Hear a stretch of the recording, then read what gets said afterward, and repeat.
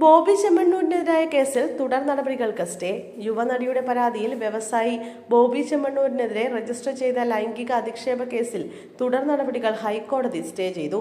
പ്രശ്നം ഒത്തുതീർപ്പായെന്ന് നടി ഹൈക്കോടതിയെ അറിയിച്ചു. സത്യവാങ്മൂലം പരിഗണിച്ചാണ് നടപടി. കേസ് റദ്ദാക്കണമെന്നാവശ്യപ്പെട്ടാണ് ബോബി ചെമ്മണ്ണൂർ ഹൈക്കോടതിയെ സമീപിച്ചത്. ഇക്കാര്യത്തിൽ കോടതി നടിയുടെ നിലപാട് തേടിയിരുന്നു. അതിനിടെ ഈ വിഷയത്തിൽ ബോബി ചെമ്മണ്ണൂർ പരസ്യമായി ഖേദപ്രകടനം നടത്തുകയും ചെയ്തു.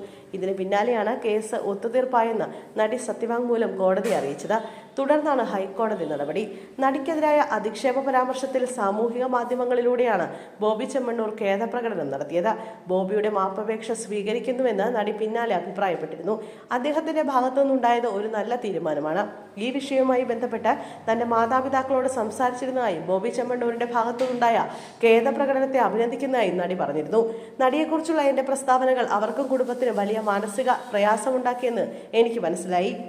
ഞാൻ വരുത്തിയ ദ്രോഹത്തിന് ആത്മാർത്ഥമായി ക്ഷമ ചോദിക്കുന്നു. എന്റെ വാക്കുകൾക്കും അവയുണ്ടാക്കിയ ആഘാതത്തിനും ഞാൻ പൂർണ്ണ ഉത്തരവാദിത്തം ഏറ്റെടുക്കുന്നു. വേദനിപ്പിക്കാൻ ഞാൻ ഉദ്ദേശിച്ചിരുന്നില്ല. ഈ ആത്മാർത്ഥമായ ക്ഷമാപണം സ്വീകരിച്ച് അവർ കേസ് പിൻവലിക്കുമെന്ന് ഞാൻ പ്രതീക്ഷിക്കുന്നു. അക്കാര്യം പരിഗണിക്കണമെന്ന് ഞാൻ അഭ്യർത്ഥിക്കുന്നു. പോസിറ്റീവായി മുന്നോട്ടു പോകാൻ ഞാൻ പ്രതിജ്ഞാബദ്ധനാണെന്നായിരുന്നു ബോബി ചെമ്മണ്ണൂരിന്റെ വാക്കുകൾ. ഒരു ഉദ്ഘാടന ചടങ്ങിൽ പങ്കെടുത്തപ്പോൾ ബോബി ചെമ്മണ്ണൂർ ദ്വയാർത്ഥ പ്രയോഗം കൊണ്ട് അപമാനിച്ചുവെന്നാരോപിച്ച് നടി രംഗത്തെത്തിയിരുന്നു. പിന്നീട് ആ വ്യക്തിയുടെ സ്ഥാപനത്തിന്റെ ഒരു ചടങ്ങിലും പങ്കെടുക്കില്ലെന്ന് താൻ തീരുമാനിച്ചിരുന്നെന്നും നടി വെളിപ്പെടുത്തി.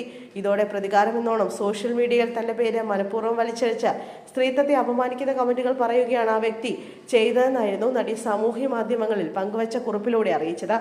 പേര് പരാമർശിക്കാതെയായിരുന്നു നടിയുടെ കുറിപ്പ്. പിന്നാലെ നടി ബോബിക്കെതിരെ പോലീസിൽ പരാതി നൽകി. തുടർന്ന് വയനാട്ടിൽ വെച്ച് അറസ്റ്റിലായ അദ്ദേഹം പിന്നീട് ജാമ്യത്തിലിറങ്ങുകയായിരുന്നു.